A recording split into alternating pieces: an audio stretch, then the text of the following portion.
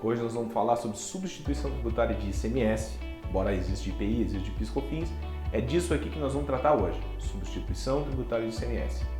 Roda a vinheta. Muito bom, só não tem vinheta. Só não tem vinheta? Mas nós vamos fazer. Substituição tributária de ICMS, gente, o que é isso, tá? Basicamente é o seguinte, no direito tributário brasileiro, sempre existiu a possibilidade de um contribuinte recolher um imposto por outro, tá? Vale para o ICMS, vale para o PIS/COFINS, vale para o IPI, tem várias modalidades de substituição tributária no nosso estamento jurídico, tá? Mas a que mais pega, a que mais dá problema, a que mais gera polêmica, a que mais dá confusão é a do ICMS, tá? Desde que o mundo é mundo, nós temos questões nisso aqui. O que é a substituição tributária? Basicamente, é a possibilidade de um contribuinte recolher o ICMS por outro ou por outros, tá? Não é de um para um, às vezes é de um para vários, tá? Eu estou abrindo esse tema, primeiro, porque nós encerramos o assunto ICMS, e o assunto de ICMS substituição tributária ele é o assunto mais difícil em termos de conhecimento técnico, é onde os advogados tributaristas mais erram e principalmente onde gera a maior quantidade de autuações e polêmicas dentro do Supremo, dentro de órgãos julgadores, dentro de tribunais administrativos de recurso fiscal, esse tipo de coisa, tá? Nós temos 3 tipos de substituição tributária. A primeira que nós vamos falar é a substituição tributária antecedente. O que é substituição antecedente? Vai aparecer a palavrinha aqui, coisa mais linda do mundo, tá? É quando um contribuinte recolhe o ICMS por eventos anteriores àquele evento. Por exemplo, tá? Vamos imaginar um produtor rural de arroz que vende o arroz em casca para uma indústria que vai fazer o arroz branco, o arroz parbolizado, enfim, assim por diante, tá? Naquela etapa do produtor rural para a indústria, não há ICMS. O ICMS fica diferido, como a gente chama, tá? Diferimento. Guardem esse termo que ele vai ser muito importante para outros vídeos que nós vamos fazer aí, tá bom? Quando a indústria termina de fazer o arroz e vende o arroz, sei lá, para o supermercado ou para um distribuidor, ela vai tributar o ICMS. Como ela não teve ICMS nenhum na entrada para aproveitar o crédito, significa dizer que ela recolheu o ICMS da etapa dela e da etapa anterior. É uma substituição, portanto, antecedente. Existe substituição antecedente parcial, que é o caso do diferimento parcial, que é muito comum no Rio Grande do Sul e no Paraná, mas basicamente é isso, tá? A substituição antecedente, ela fala das operações ao abrigo do diferimento.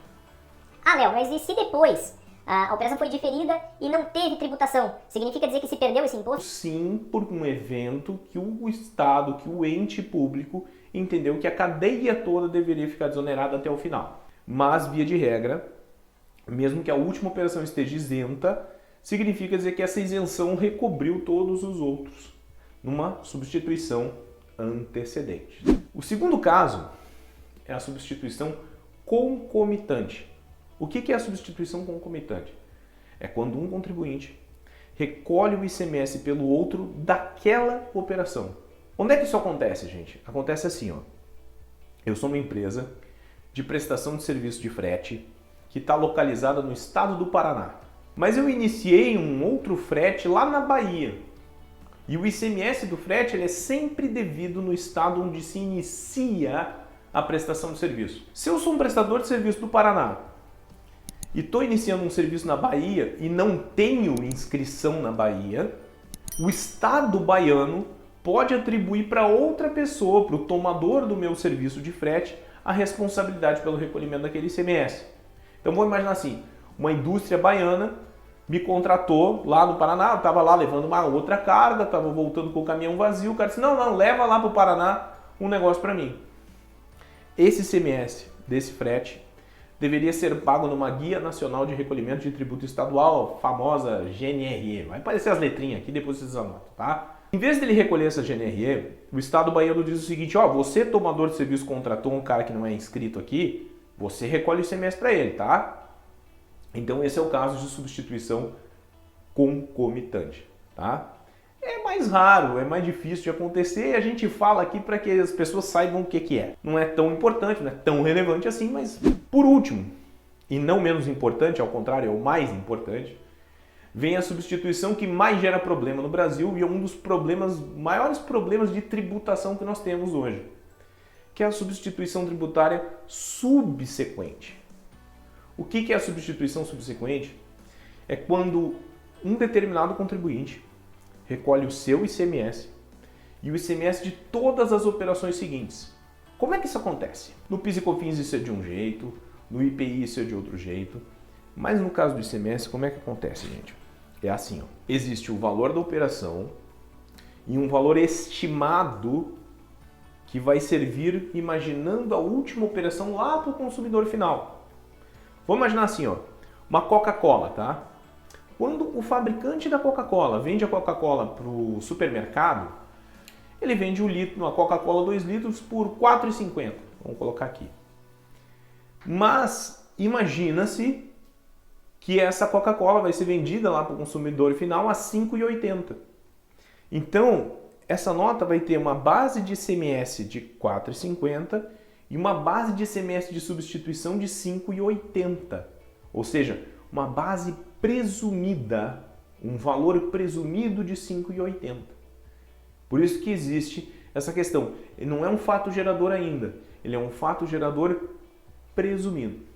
E aí é que acontecem vários problemas. Problemas de fato gerador presumido que não ocorre, problemas de fato gerador presumido distinto da base, que o Supremo inclusive decidiu. Nós vamos até fazer um carrossel, vamos fazer uns negócios ainda sobre isso. Mas basicamente é o seguinte, é o instituto de recolher o imposto por outras operações para frente. Por que isso acontece, gente? Qual é o intuito disso? Por que o Estado inventou isso? Porque ele quis? Porque ele achou legal? Não. Ele pensou da seguinte forma. Vamos imaginar o seguinte. Quantos estabelecimentos vocês conhecem que fabricam cerveja? Tá? Não essas craft beer, essas cervejas artesanais. Tá? Vamos falar de cerveja comercial. Tá? Brahma, Skol, essas coisas. Tá? Não são mais do que 10 no Brasil. Tá? Dá para contar nos dedos. Agora, quantos estabelecimentos vocês conhecem que vendem cerveja? Inclusive, eu tô num dos lugares que mais vende cerveja no Brasil, que é Maringá, tá, gente? A capital mundial dos bares, tá? Tem excelentes bares aqui, adoro essa cidade só por causa disso, tá? Beleza. Feito meu comentário bobo no meio do vídeo, que sempre tem, é o seguinte, é muito mais fácil o fisco concentrar todo o seu esforço de fiscalização no fabricante, recolhendo todo o ICMS desde já, do que depois ele ficar fiscalizando um por um lá, pulverizado, porque, gente, o fisco não tem nem gente para fazer isso, tá? E isso tem que ficar claro. Então, por isso que existe a substituição tributária subsequente.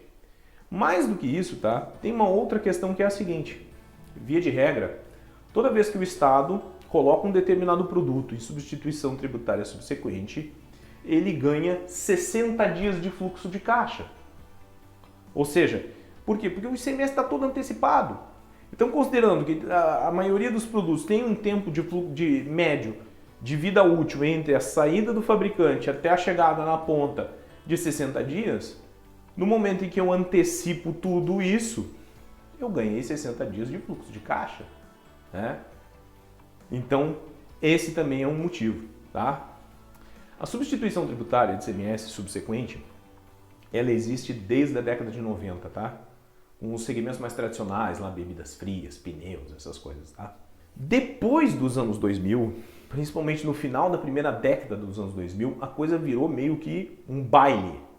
Tudo quanto era segmento que não tinha nada a ver com esse princípio basilar da ST, virou ST. Colchão, meu Deus, artigo de cama, mesa e banho, um monte de coisa que não tinha nada a ver na substituição tributária, virou substituição tributária, tá?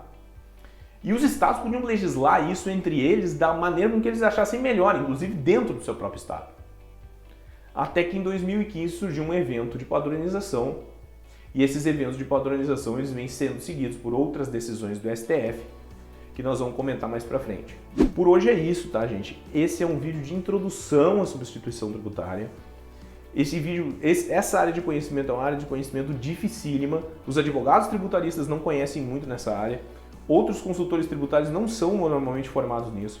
E os escritórios de contabilidade eles sofrem muito com essa questão, tá? Nós vamos fazer um conteúdo bem dinâmico, bem rápido, bem acessível aqui para todo mundo, tá? Mas por hoje é isso.